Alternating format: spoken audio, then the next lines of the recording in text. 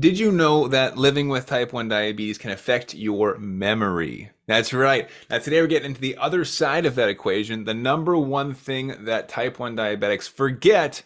And of course, that is the one thing that will fix your blood sugars inevitably. I got a story for you, a couple different golden nuggets that I know you're going to appreciate, and something special for you if you stick around to the end. If you don't know who I am, my name is Matt Vandevecht. I'm a certified master fitness trainer and nutritionist, and I live with type 1 diabetes. I'm going to share you some secrets today that I think are going to change your life for the better. But before we get into that, I'm going to jump into our theme song.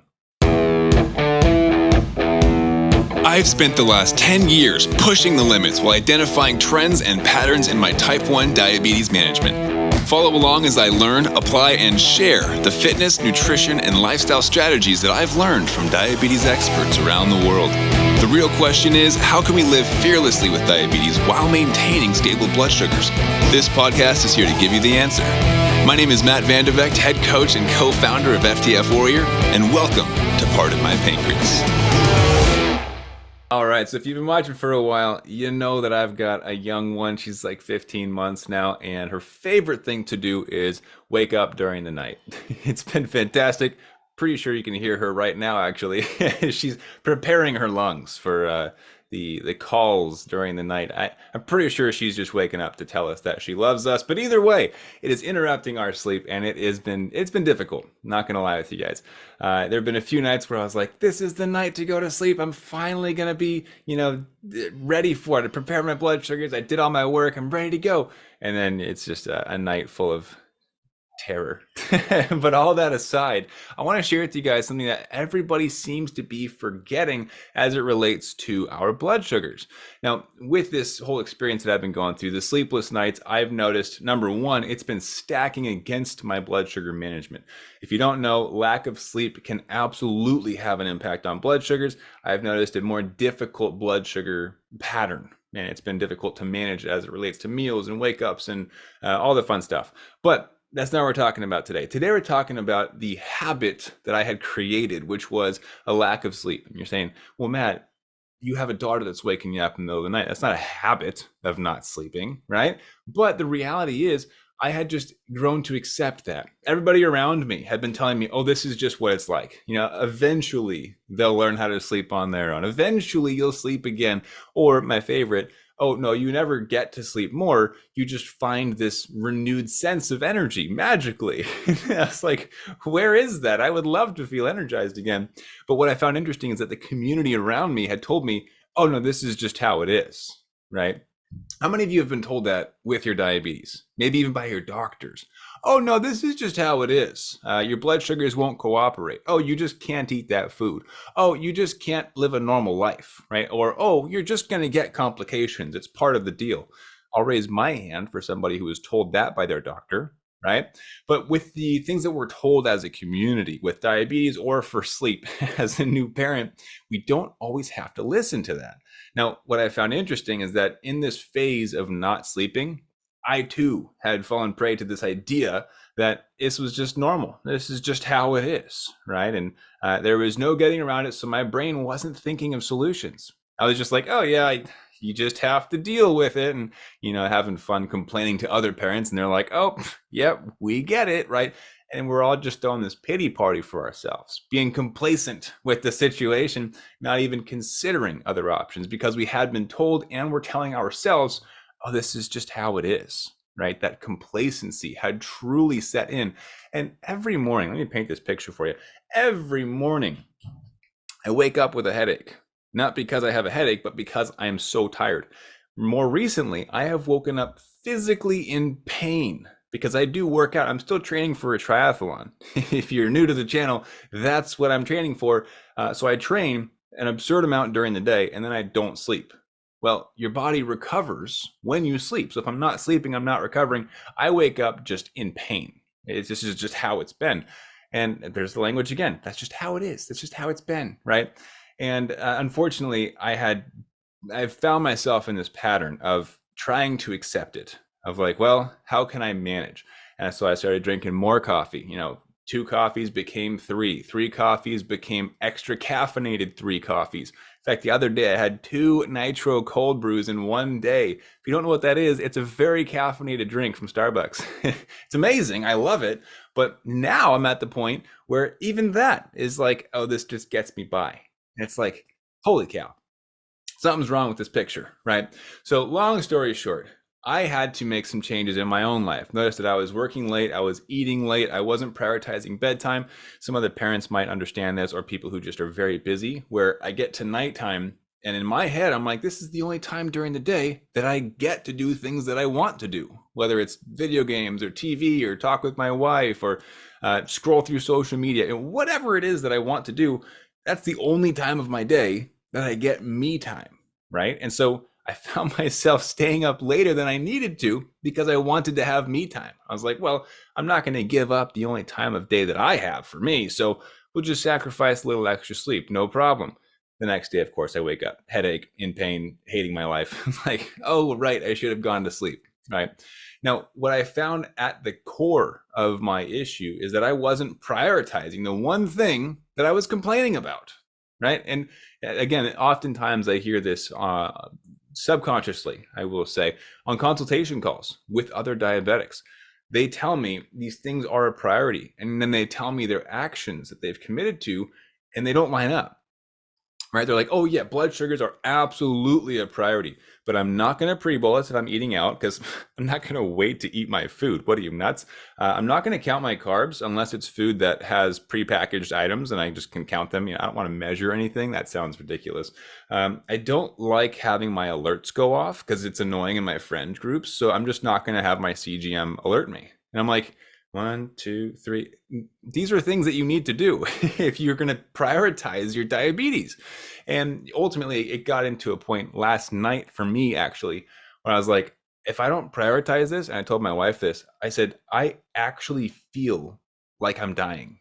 Like my body was shutting down. And I wear this fancy biometric scanner on my wrist, and it was telling me, hey, your vitals have changed in a bad way.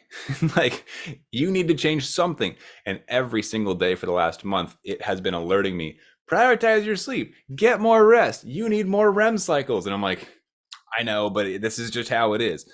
And that phrase has gotten me into such deep trouble that now I got to a place where I told my wife, I feel like I'm dying. It was bad. So last night we set, like, from middle of the day forward was like, how do we prioritize sleep? This has to happen for both of us. We're both too busy to take naps during the day. We need to prioritize this. It has to happen. And when it became a must, it finally clicked where it was like, wait, there's things that we can do. We can put them in place so that we get better sleep, so that our daughter gets better chances of getting sleep. Spoiler alert, she still woke up last night, but it wasn't 5 times. It was like once or twice. So once we had prioritized it, our brain clicked into solution mode. And it was like, oh, wait, yeah. So if I eat dinner earlier, and this is me as a diabetic speaking right now, right? If I eat dinner earlier, I have less insulin on board as I get closer to bedtime, and I have less risk of higher volatility with blood sugars, right? If I'm going to bed with 5 units of insulin on board, who knows? It could go up, it could go down. And I had fallen into a pattern. You're going to hear this word a lot, pattern. Patterns are very important for habit recognition, habit creation. I had fallen into this pattern where I was eating dinner at like 8 o'clock at night, 8:30. There was a night where I ate dinner at 9 p.m. And it was like, oh, and you're just going to go to bed at 10? No, it's not going to work. And it did not work. Surprise, surprise. So once we had prioritized it and decided we were going to get some quality sleep, now we started to think in solution mode. We get things in place like doing the dishes before dinner instead of waiting till after, setting up our night for success, making commitments to not scroll through our phone until midnight, right? And when we made it a priority, the things started falling in place. Got to bed on time, and it was amazing. It was still an hour later than I had anticipated, but I got to bed earlier than I had been. I actually felt decent this morning, and it was amazing. However, it does not stop there. This is where it gets into the diabetes realm, right? So first step is looking at prioritizing. I told you on these calls with people that I've had, every once in a while, and this isn't common, but every once in a while, I hear diabetes is a priority. I'll do anything to fix it. And then in the same conversation, but I won't do pre-bolus, but I won't do carb counting, but I won't do X, Y, Z. And it's like, this isn't a priority for you. Like, we're going to have to talk again in a year when you've had some shifts mentally. Like, you have to prioritize this and be ready for changes if you expect to have radical change, right? Another phrase that I love, nothing changes when nothing changes. You can say it's a priority all you want, but if your actions don't follow suit, it's not going to change anything at all. Just like I suffered for months with terrible sleep. Well, yeah, if you're not going to bed on time, then any interruptions during the night are going to be exponentially worse, right? I could have prioritized my sleep and gone to bed earlier so that I at least get a couple hours of sleep uninterrupted before my daughter starts to wake up. So making it a priority, diabetes, that has to be the first decision that you make. And if it's not a priority right now, I'm not here to tell you, you have to make it a priority right now. Everyone's on a different journey. If it's not your time to prioritize diabetes, I'm not here to change your mind. I'm simply saying if you're wondering why blood sugars aren't cooperating, it might be because you've settled in and you've decided, oh, this is just how it is, right? You've listened to those terrible advice-giving doctors that tell you, oh, diabetes just sucks, you're going to get complications, don't even try, right? So instead, if you're looking for improvement, or at the very least, if you're looking to make diabetes suck less, you have to prioritize it and act on that prioritization. Now, here's the second step. I'm going to give you guys this one as the next logical step for you in your journey. Once it's a priority, once you've decided to commit to that and your brain goes into solution mode, okay, how can I improve blood sugars? Maybe I should pre-bolus, right? How long should I pre-bolus for? Is it always 15 minutes or is it 10 sometimes and 20 other times? I'll tell you, there's a science and an art behind the pre-bolus, but that's for a different episode.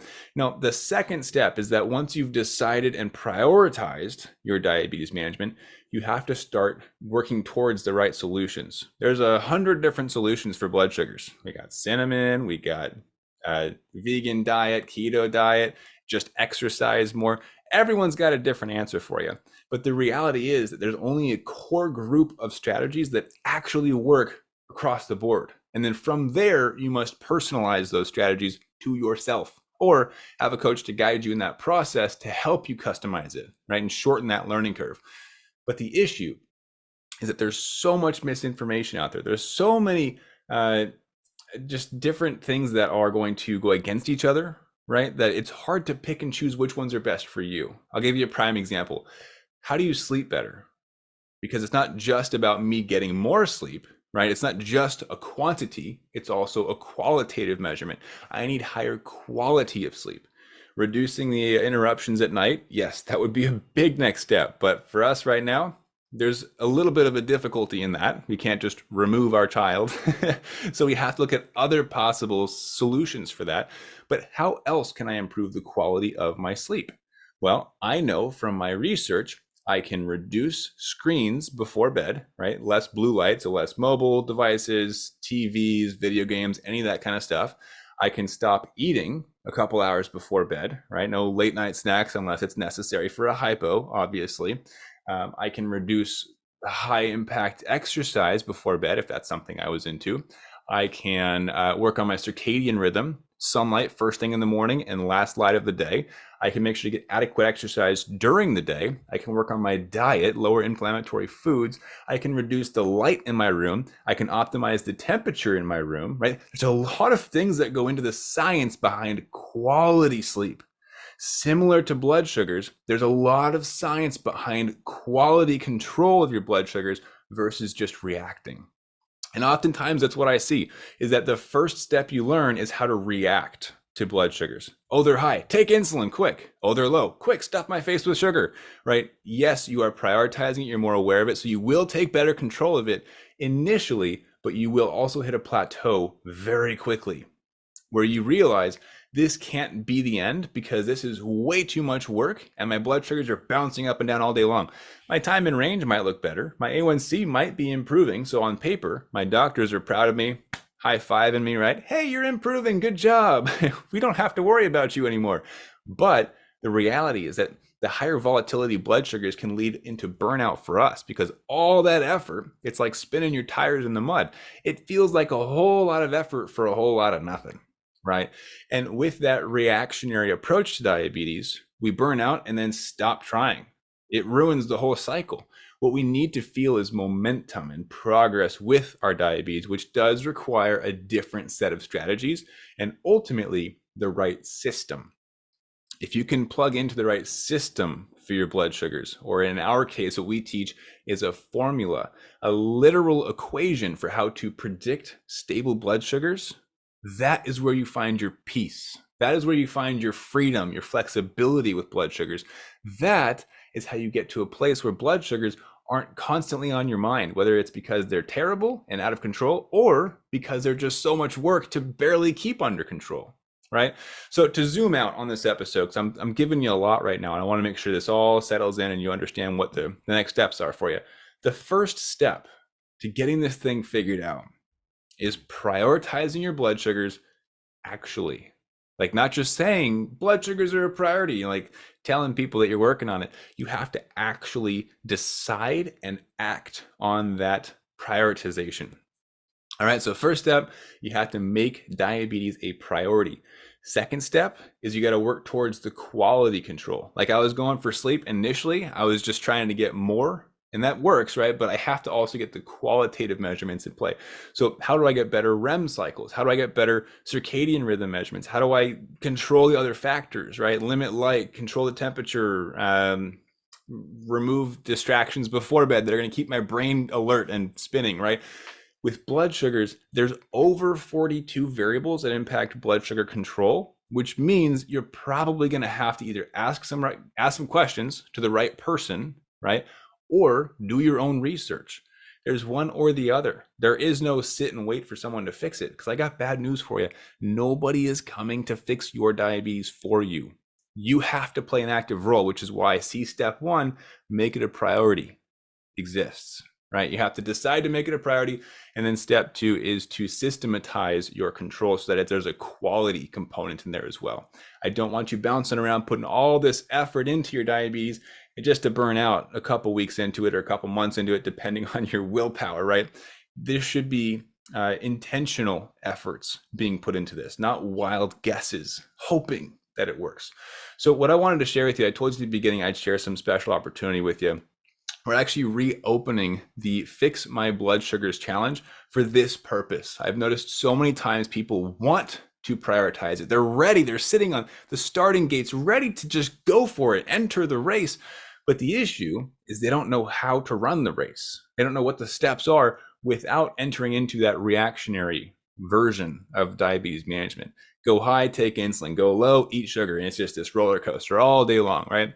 Instead of reacting, this challenge teaches you how to respond intentionally to the patterns, to the analysis, to teach you why the blood sugars do what they do.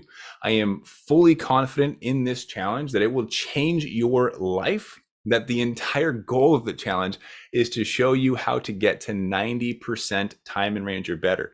Now, if you don't know my previous past, I've been above 90% time in range averages for years, like week to week, month to month, year over year, above 90% time in range. And these are the exact strategies that I use. This is the first and only time I've put them out there in this manner, in a more large capacity, where we're showing people how to do what I do. And this is the one chance that you have to jump in there, take full advantage of it before we close the doors back up again, so we can clean house and make sure it's properly packaged for the next go around, which I don't know when that's going to be. So if you're looking for, yes, I have prioritized my diabetes, I need to know what the steps are. Like, how do I get there?